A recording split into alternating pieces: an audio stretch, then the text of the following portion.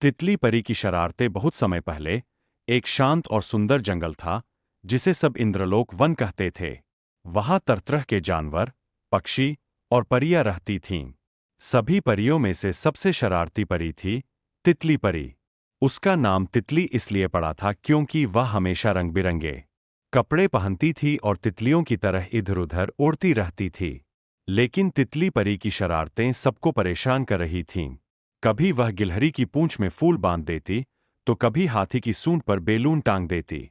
एक बार तो उसने उल्लू की चश्मा ही गुलाबी रंग से रंग दिया।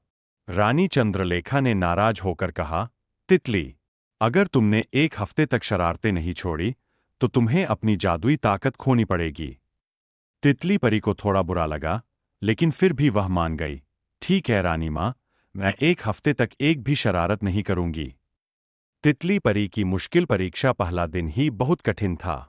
खरगोश के लंबे कान देखकर उसका मन हुआ उनमें रंग-बिरंगे झंडे बांध दे, मगर उसने खुद को रोका।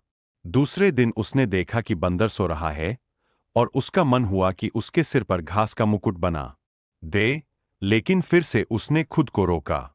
तीसरे दिन वह उदास होकर एक पेड़ के नीचे बैठ गई और बोली, मजा ही नहीं आ रहा अब। लेकिन अगर मैं अपनी ताकत खो बैठी, तो फिर मैं परी ही क्या रहूंगी।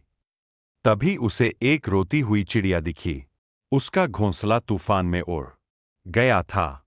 उसने सोचा, अगर मैं दूसरों की मदद करूं, तो शायद इससे भी ज्यादा मजा आए।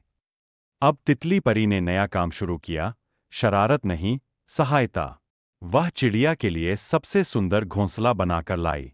वह गिलहरी के लिए मेवे इकट्ठा करके उसने हाथी के लिए पीठ खुजाने वाला एक बड़ा सा पत्ता बनाया और उल्लू को नया चश्मा बना दिया, इस बार नीले रंग का। अब पूरे जंगल में सब उसे प्यार करने लगे।